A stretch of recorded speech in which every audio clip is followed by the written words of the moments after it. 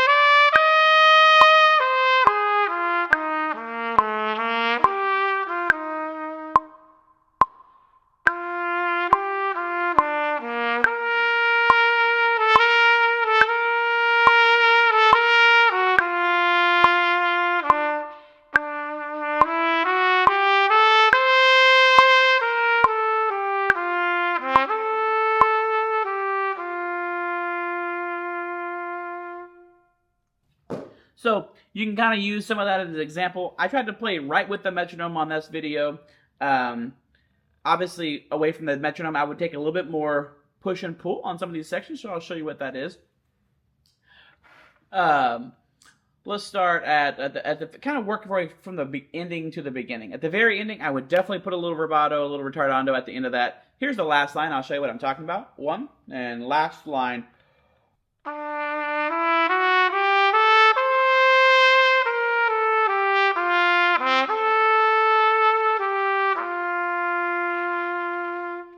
Just enough to add a little bit of finality, fine. Hey, I'm ending now, judges. You know, that kind of vibe. It sounds really good. Also, you notice that I did a crescendo at measure 21. It's not written in there, but it sounds better than not doing one. Again, here's that example.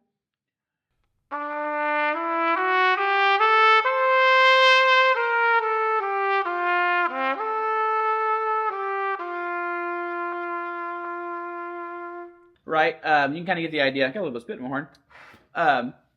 Working my way back up. The next line, those little snappy measure 18 and 19 and those snappy 16th notes, don't be too snappy.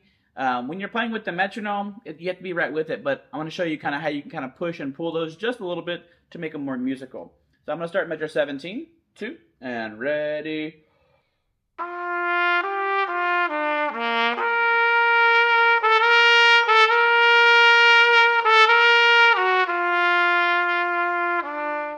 You can kind of see how I kind of come to a little pause at the end of that. And I'm building all of the snappy 16th notes, but I'm also slowing down slightly in measure 19. I'll do it one more time so you can hear.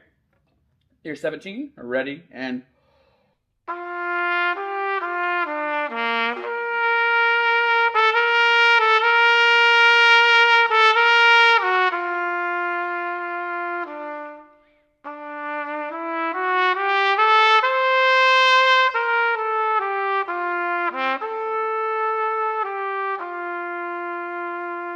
Just to kind of give you a little bit of an example on how not to be super snappy on those, because there's people going to play them like this. Listen.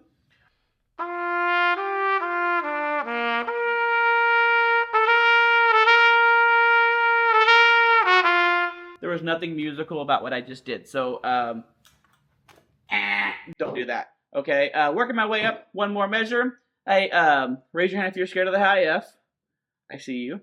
I would be too if I was in 7th and 8th grade. I did not have that.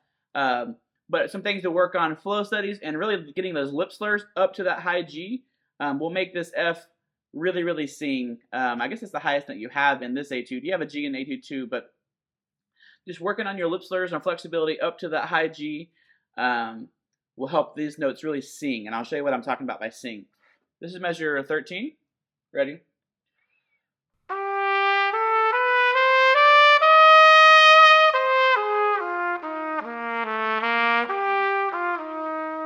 So you can kind of, when I get up there, I'm using a little bit of vibrato. Here's another example.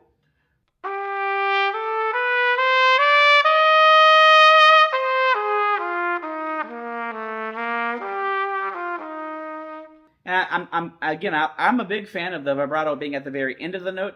You don't want to do a very wide vibrato, and you don't want to do it suddenly. Otherwise, it sounds kind of mariachi. And get a little bit of flair. Ole, something like that. Don't do that. Here's what that sounds like.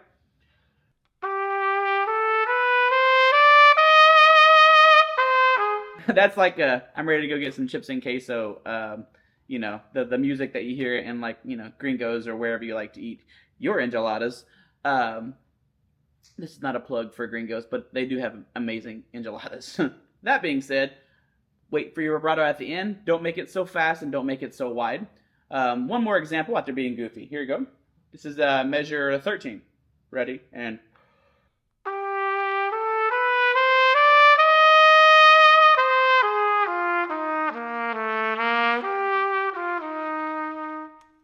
way more tasteful, way more elegant. Yeah, moving on up. Measure 9, this whole line here, you want to stay soft, but you can kind of do a little bit of push and pull with these 16th notes at measure 11 and measure 12, and I'll show you what I mean by that. Here we go. 9, and ready.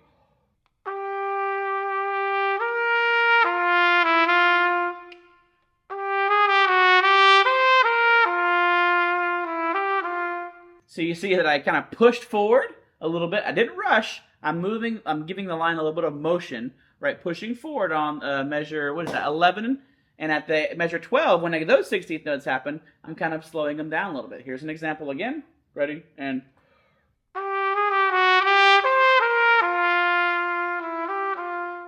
you can kind of see how I pushed a little bit in there and then pulled back a little bit. I'm going to do it one more time just so you can kind of really hear what I'm doing. This is measure 9. 2, ready.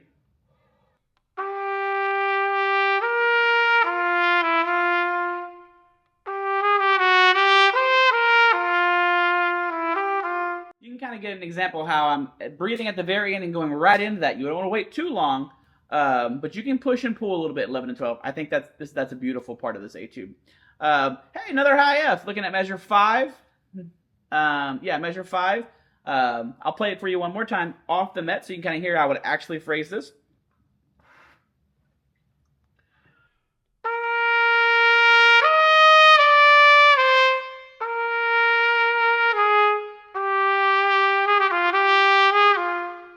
So everybody and their dog in measure 6 and measure 7, they're going to clip the 8th note that is slurred off of beat 1. So la, la.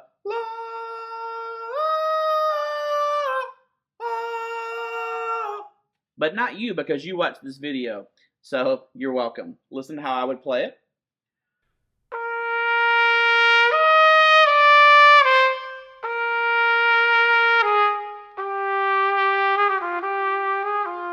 So it's shorter, but it has a little bit more of a lift.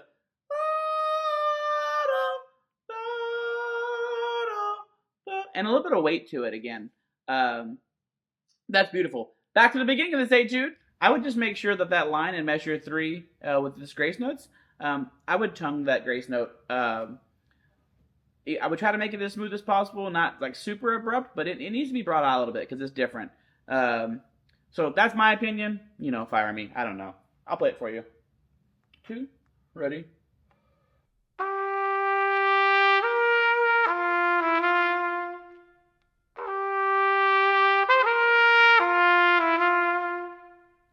That's the gist of it, y'all. These etudes are really nice. This is a great set. I will tell you that a lot of people will be able to play them. So, it's going to come down to the musicality. Your articulations in the etude number 2. Beat up, beat up, beat up, beat up, beat. Make sure you watch my video so you know how to actually play it. But there's a lot of really good stuff happening in these etudes that there's enough there to separate, hopefully, you from the person who's not doing these things. Yeah. Hey, I hope you enjoyed it. Subscribe and follow if you don't already. And I will see you around in the trumpet world. If you see me, come say hello. Take care. Bye.